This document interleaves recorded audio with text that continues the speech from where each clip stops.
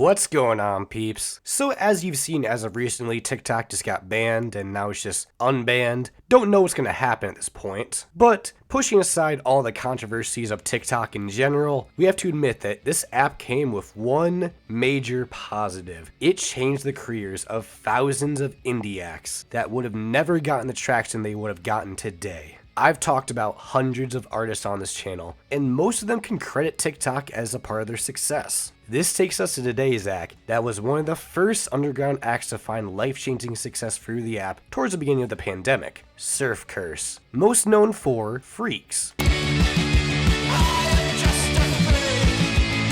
I'm sure you've heard that sound in the background of the most uncanny videos possible. Freaks is now seen at 1.3 billion streams on Spotify, and the band themselves are at 13 million monthly listeners. Surf Curse began as a duo with lead vocalist and drummer Nick Radican and guitarist Jacob Rubeck, formed in Reno, Nevada in 2012 until adding guitarist Noah Cole and bassist Henry Dillon to the official lineup in 2020. Before this big break, the raw melodic guitar and drum duo from Nevada had grinded through underground touring hell for 8 years, building up their fan base, making themselves a key part of the Los Angeles DIY garage and punk scenes. Now, it wasn't an easy journey for two goofy movie-obsessed freaks, from crappy high school bands to small basement dreams to playing at the renowned The Smell to forming a musical cult to becoming TikTok viral and playing across the globe. This is the story of Surf Curse. Let's get started. Nick's uncle Rick was a former agnostic surfer that later became Catholic after a frightening astral projection experience where he thought he brought back something evil. Following an exorcism, he was told to stay committed to Catholicism to keep the evil away, which apparently inspired the name Surf Curse. To be fair, I found several other explanations for their name. One was about a friend's tiki necklace that looked like the haunted one from the Brady Bunch. I think the exorcism one is more fascinating, just saying. Diving more into their origin story, Radican started drum lessons at age 8, but taught himself guitar after realizing drummers can't easily write and perform songs. He and Rubeck met in the 8th grade at 13 years old despite being from different Henderson schools through a mutual friend. Both of them were a part of a band that advertisements in high school that had a pretty poor reputation. I'm pretty sure they're booed at shows most of the time. Each of them were eventually kicked out or replaced. They still remain music-loving friends. Nick and Jacob connected over a shared love of underground music, cult films, and a desire to escape their empty hometown. Besides crappy high school bands, there wasn't much of a local music scene in Henderson, Nevada. When Radican and Rubeck moved to Reno for college, they found a local DIY scene and realized that similar music communities were growing nationwide, thanks to the internet. There was an all-ages venue available, so the boys decided to form a band that could fit in with the scene. At the time, the goal was to get big enough to play the popular underground club, The Smell, in LA.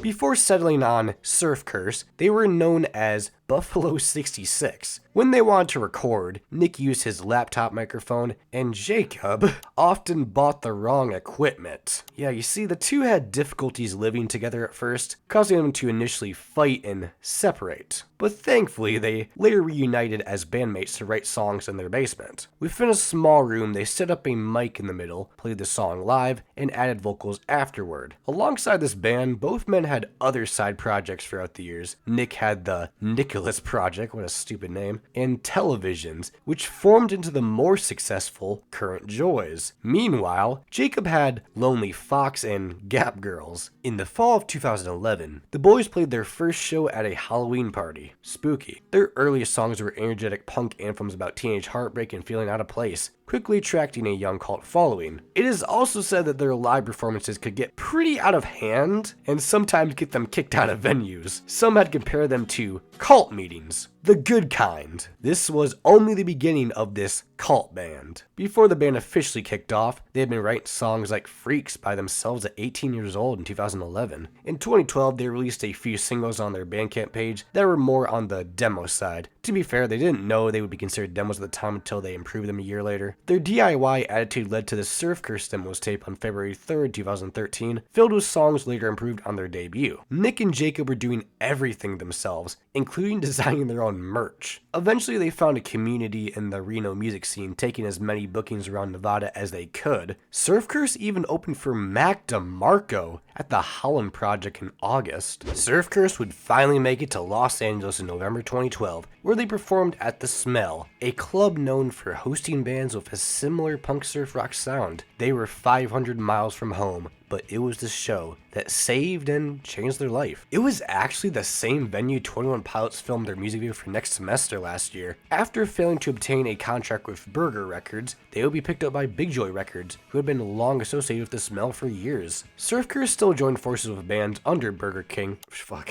say fucking Burger King. Surf Curse still joined forces with bands under Burger Records despite not being signed with them. After playing several shows in the LA area, their Bandcamp sales and Tumblr began to skyrocket, and their audience got bigger whenever they'd come out. The fans loved to get rowdy and rough, even during slower tracks. They'd quickly become a part of the LA indie rock subculture. Nick and Jacob would record their first two releases, Buds and the Sad Boys EP, with Andrew McKelvey in his backyard. Buds is their debut album, released through Big Joy and Danger Collective Records on June 21st, 2013. That is clearly minimally produced and heavily distorted, properly defined as slacker rock. I can imagine it sound much better if it was properly remastered, especially those crash cymbals. Besides all of that, the short song structures contain addictive, catchy melodies. The vocals are raw and packed with emotion, and alongside the energetic instruments, there's a lot of punch to the track that could only fully be realized in a live setting. It's weirdly nostalgic, something I would hear on my grandpa's crappy radio playing 60s rock. These were written by two teenagers, so most of the time it's not the best written songs given the repetitive nature, but the emotions are truly on display, leaving a toxic person behind on Chloe Kelly in comparison to having bad friends, but you have nobody else so you have to stick with them on Bummer Friends. Others are certainly more loose and silly lyrically, having a goth babe infatuation. Don't tell this man about Rhea Ripley. Plus the infectious young rebellion of Pony Boy. Then The Smell Saved My Life about Surf Curse's first show at The Smell in LA during 2012, which helped them get noticed in the California music scene. Dreamin' Wild is more of a wish for success in the music scene. A fan favorite was In My Head Till I'm Dead, where an ex's memory is stuck in his head. Two tracks here will give you a hint at what to expect from Surf Curse going forward.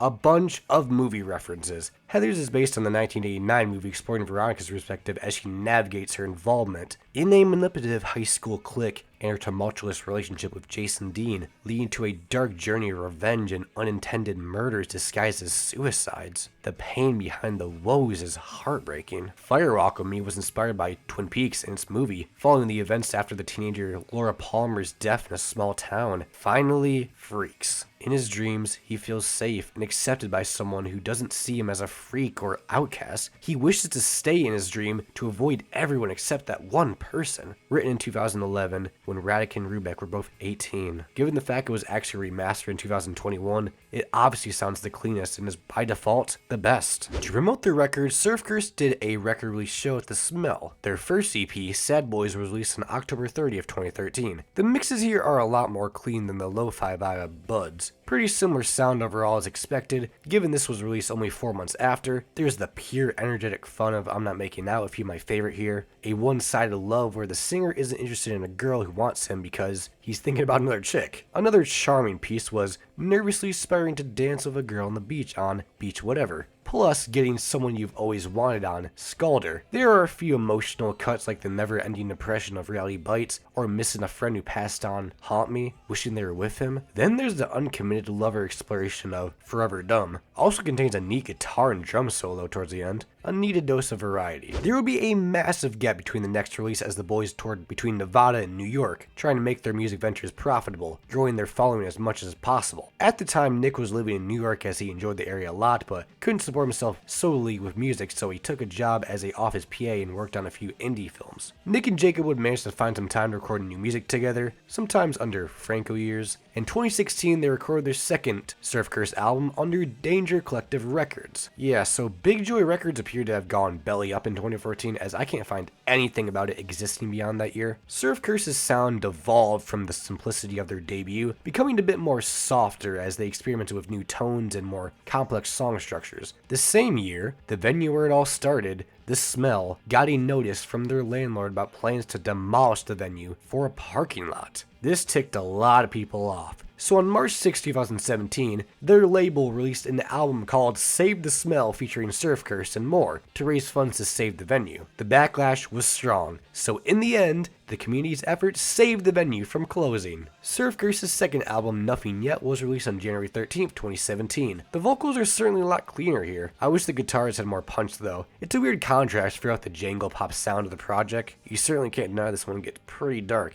even more than Bud's. I see Christine F. as a drug addict's perspective of life. The strange and the kind is the fear you'll never know anything as you get old. Begging to be taken back on all is lost. Each line has more emotion than the previous, a great use of repetition. The hypnotizing, eerie doom generation, fear of a breakup on It Followed Me, feeling nostalgic for an ex on Nostalgia, and then wanting your ex back who you were attached to on Cronenberg. What a spewing of emotions here. A potential one-sided love throughout Sleeping, that one was a bit too repetitive. The sunshiny riffs in the background had potential. However, Falling Apart was borderline depressing, an emotional change of pace, setting the usual upbeat guitar riff and drums aside for harmonies and strings might be the most powerful track here. Surf Curse continued to play multiple tours filled with small venue shows across the country in 2017 through 2018. Even before the TikTok boom, they were selling out shows. The band stayed somewhat successful, but remained largely underground. Nick and Jacob were in a better position now to record an album in an actual studio for the first time. It would be the first one written after the band moved from Reno, Nevada to Los Angeles, California. The two refined their previous raw sound with indie producer Jarvis Tavernier, creating their most polished and emotional album yet in the fall of 2018. It would be titled Heaven Surrounds You. Sadly, the record would be delayed to next year due to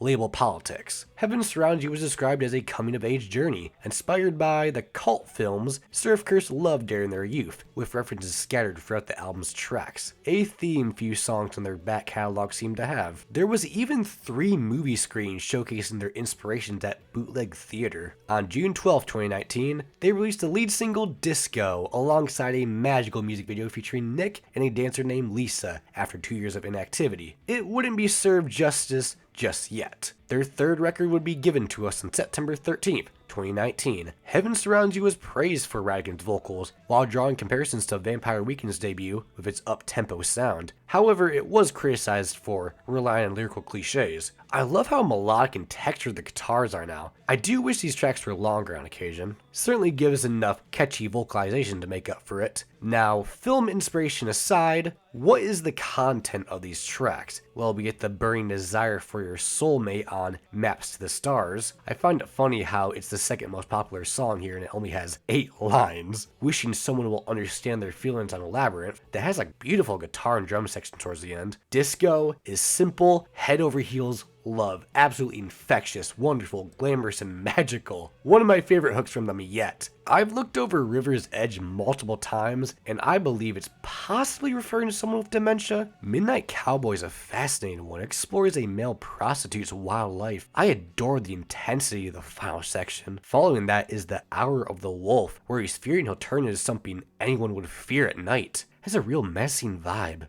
Dead Ringers was a movie about twin brothers who share a deep, intense bond, but when one descends into madness, chaos ensues. Safe dives into insecurities and feeling better alone. Those keyboard integrations were beautiful. Then there's being unable to get over an ex's memory. Just letting y'all know this is how I'm interpreting. Kind of like myself seeing opera about closing your eyes and experiencing flashbacks to an old lover. Begins with an acoustic guitar, a nice touch. Has a mellow, dramatic sound helped by those additional instruments. A few positive moments towards the end, trusting that things will work between them. And finally, just having a great night with your lover and friends on Jamie. Wholesome stuff, especially towards the end where it all slows down to one guitar riff as Nick gracefully sings before it all swings back. Undeniably a good record that shows what Surf Curse is capable of with a bigger studio budget. When the COVID-19 pandemic hit in 2020, Surf Curse couldn't perform live, with their entire tour being cancelled. Luckily, Freaks from 7 years ago gained attention on TikTok due to its addictive riff and angsty lyrics, especially the phrase, "I am just a freak." It previously had traction on platforms like YouTube,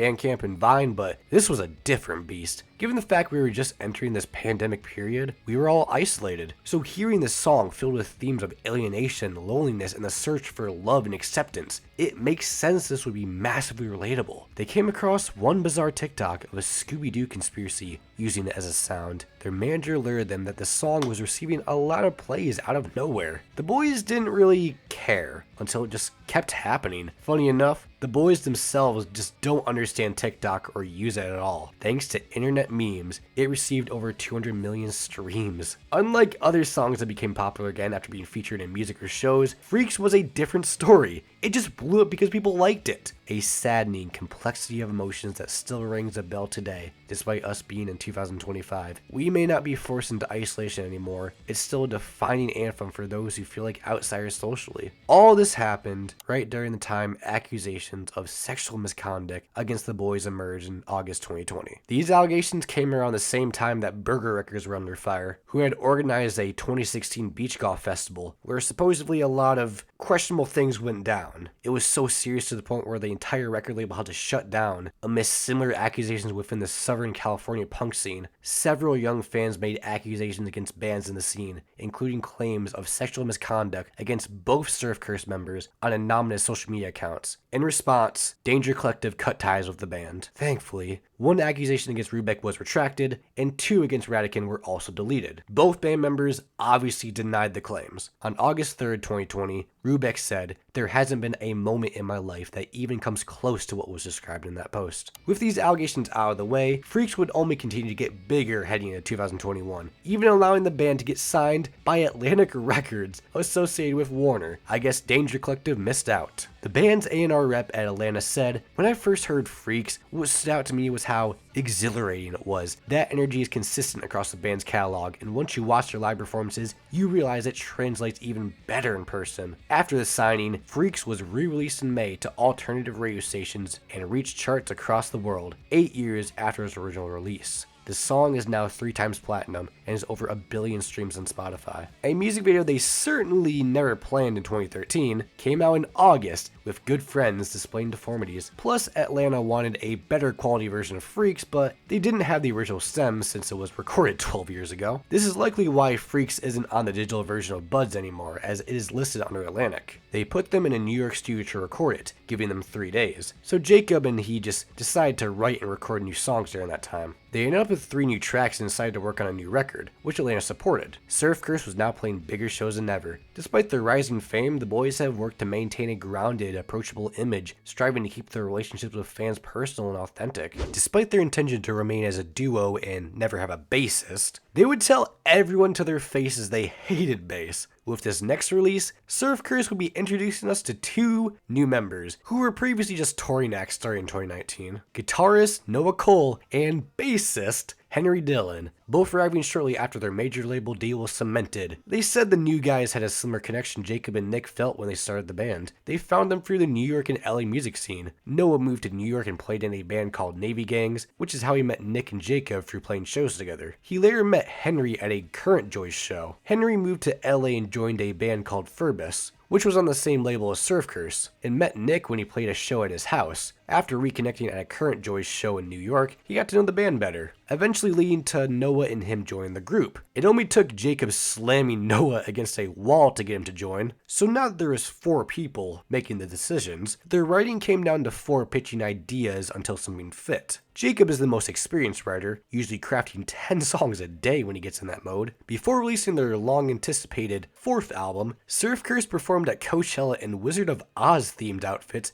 and debuted the lead single, Sugar. Funny enough, Nick and Jacob attended the event in 2008. Now they are playing on the stage. This ode to rock music was intended as a demonstration of the band's departure from their earlier lo-fi punk sound. It was released on October 7, 2022. It was positively received, with critics praising the more creative lyrics and saw it as a pure evolution of their sound. It may upset longtime fans, but you can't do the same style forever. Easily their most diverse release with some memorable outros. Seriously, we start off this record with a legitimate guitar solo. Like, something that kicks ass. Let's rip on Arrow. You would have never thought this would be present on a Surf Curse record, after hearing everything else they've done. Incredible hook too, and that scream? It tackles a struggle with self-acceptance similar to Self-Portrait, while Kathy is about feeling lucky to love someone. In comparison to the longing for love on Sugar, the aggression Nick brings on this record vocally, man, I always knew he was holding back. Can't forget about the gut-wrenching scream towards the end of Self-Portrait. The writing is quite creative too, falling in love with a criminal on Lost Honor. A questionable move, but I get the dramatic appeal. However, the 6 minutes of anxiousness on Unwell is a real show. A progressive rock piece that builds from a laid-back guitar riff to a crushing riff and drum sequence with frightening streams, fading out with a guitar solo and piano and string integrations. Strange is when you're reaching a toxic point in a relationship. TVI feels like an escape from reality. Reminds me more of their older material. Guess they'll occasionally throw one of these in for the OGs. Little Rock and Roller is a love never seen coming, and Randall Flagg is a desiring for love or faith, but something inside of you tells you not to bet on it. It could lead you holding on to what's left of your relationship on another 6-minute cut, No Tomorrows. This one's a lot more low-key, which causes it to drag until it reaches the climax at the end. An absolute final highlight is Fear City, that might just be a chaotic masterpiece. I see it as someone taking a look around the world before they pass away with 2 casual conversations. What if they are one last breath from dying and this is just their ghost floating around reminiscing on life? I had to pause the song to make sure I heard I might just come with the sound of the dying child in me again. Why? He tries to brush it off before hitting us with a horn solo from a person who sounds like they have no idea what they're playing, as he screams about this beautiful love fading into the night. It appears that things are only getting better for Surf Curse in the last 2 years. They played their first stadium shows as an opener for Greta Van Fleet in the fall of 2023. Another TikTok trend emerged, using the 2019 single Disco, with people dancing back and forth to the beats, originated by a TikTok account named Minimal Insanity. It brought people and animals together. Wholesome trend. This helped the song reach #1 on the TikTok Billboard Top 50 and debut at number 91 on the Billboard Hot 100 for the first time in their career. It has since been certified gold in the States. However, we still haven't gotten any new material since Magic Hour. Surf Curse is a laid-back, good time, with lyrics where relatable is an understatement. They built a cult following for a reason. It took them a decade to get where they wanted to be. Just a reminder, if you're currently stuck in underground touring hell where you're doing as many shows as possible to get the name out there, whether it's performing at local bars or crappy venues, Surf Curse, we're doing the same thing. All it takes is time and one case of virality to change your career forever. I guess you gotta hope TikTok is still around to make it. If you enjoyed this and want to see more, like and subscribe for more based content. I'm so sorry that my voice is so bad today. I've been sick an entire week. It's been awful. But I just love this so much. I just want to continue to push out videos anyway. I'll see you all in the next one. Make sure to love all and peace.